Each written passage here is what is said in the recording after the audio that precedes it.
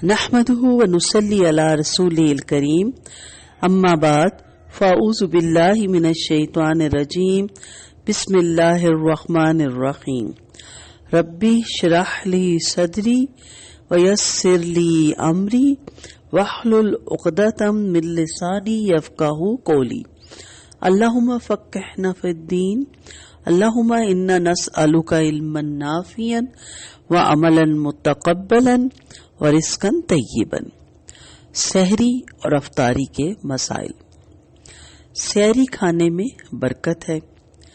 نیند سے اٹھ جانے کے بعد جان بوجھ کر سحری ترک نہیں کرنی چاہیے۔ حضرت انس رضی اللہ عنہ سے روایت ہے، رسول اللہ صلی اللہ علیہ وسلم نے فرمایا، سحری کھاؤ کیونکہ سحری کھانے میں برکت ہے۔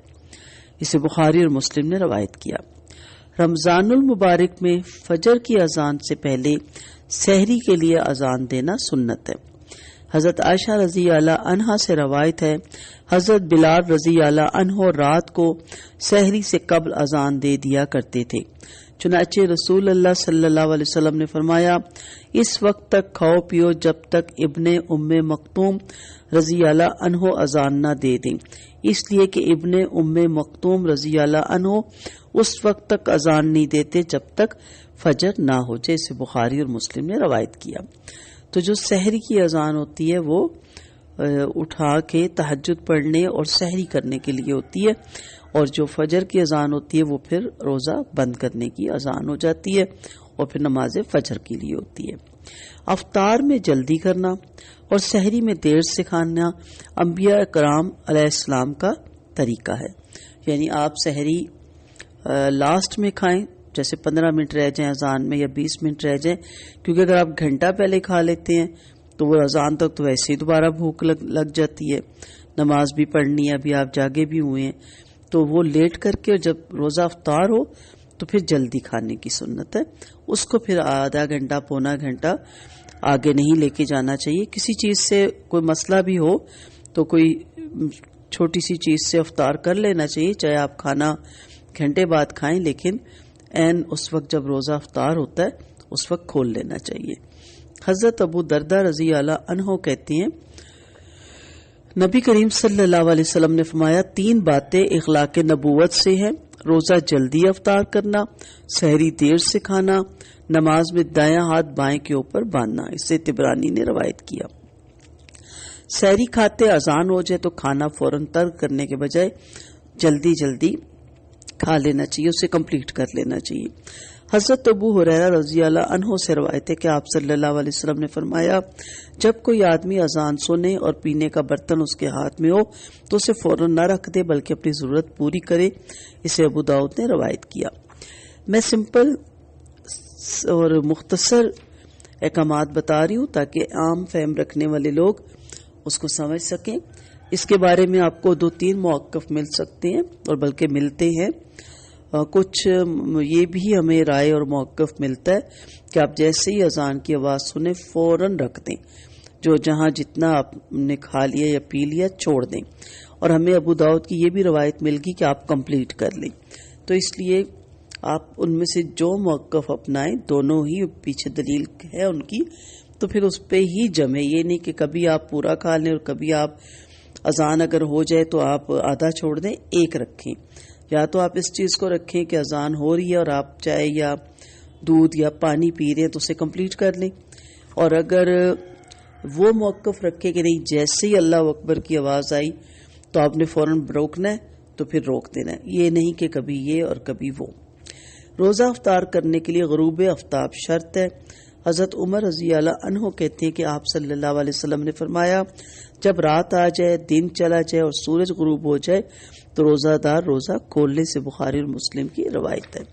اور اب الحمدللہ ہمارے یہاں سائرن بھی بجتے ہیں، اور ہمارے یہاں آپ جانتے ہیں کہ اذانیں بھی ہوتی ہیں، لیکن ابھی بھی بہت سے ایسے عذر ہوتے ہیں، جیسے دوران سفر جہاز پر سوار ہوتے وقت اگر روزہ افطار کرنے میں چند منٹ باقی ہو لیکن پرواز کی مطلوبہ بلندی پر پہنچ کر سورج 1 گھنٹے بعد غروب ہوا ہو تو روزہ بھی 1 گھنٹے بعد یعنی غروب آفتاب کے بعد ہی افطار کیا جائے گا. اسی طرح سحری کے وقت کا تعین بھی حاضر جگہ اور مقام کے لحاظ سے کیا جائے گا.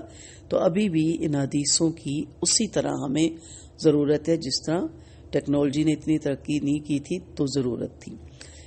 تازہ کھجور، خشک کھجور، چھوارا، پانی سے روزہ افطار کرنا مسنون ہے.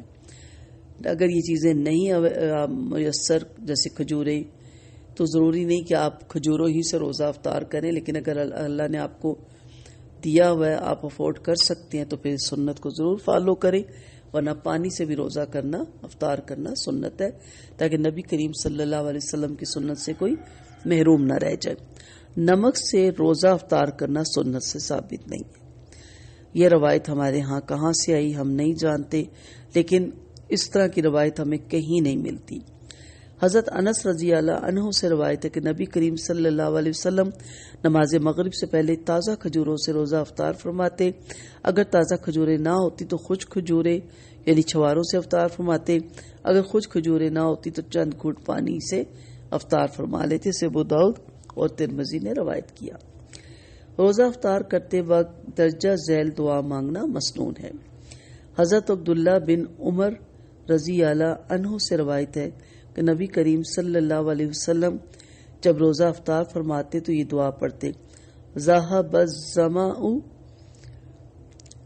وابتلت العروق وثبت الاجر انشاءاللہ. پیاس ختم ہوئی، رگیں تار ہو گئی اور روزے کا ثواب انشاءاللہ پکا ہوگا. انشاءاللہ آپ کو ساتھ یہ دعا بھی سینڈ کر دی جائے گی. روزہ افطار کرنے والے کا اجر روزہ افطار کروانے والے کا اجر روزہ افطار کرنے والے کے برابر ہے. حضرت زید بن خالد جہنی رضی اللہ عنہ کہتے ہیں آپ صلی اللہ علیہ وسلم نے فرمایا: جس نے روزے دار کو روزہ افطار کروایا اسے بھی اتنا ہی اجر ملے گا جتنا اجر روزے دار کے لیے ہوگا، اور روزے دار کے اجر سے کوئی چیز کم نہ ہوگی. اسے ترمذی نے روایت کیا.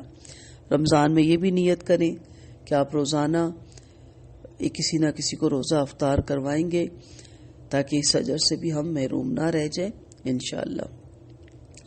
روزہ افطار کرانے والے کو درجہ ذیل دعا مانگنی چاہیے. حضرت انس رضی اللہ عنہ کہتے ہیں نبی کریم صلی اللہ علیہ وسلم جب کسی کے ہاں روزہ افطار فرماتے تو یہ دعا پڑھا کرتے: روزہ دار تمہارے ہاں روزہ افطار کرتے رہیں، آمین. نیک لوگ تمہارا کھانا کھاتے رہیں، آمین. اور فرشتے تمہارے ہاں رحمت لے کر نازل ہوتے رہے، آمین. کتنی خوبصورت دعا نبی کریم صلی اللہ علیہ وسلم دیا کرتے تھے. ہمارے ہاں تو دعاؤں کا رواج ہی نہیں رہا. میں عربی بھی کوشش کرتی ہوں پڑھنے کی.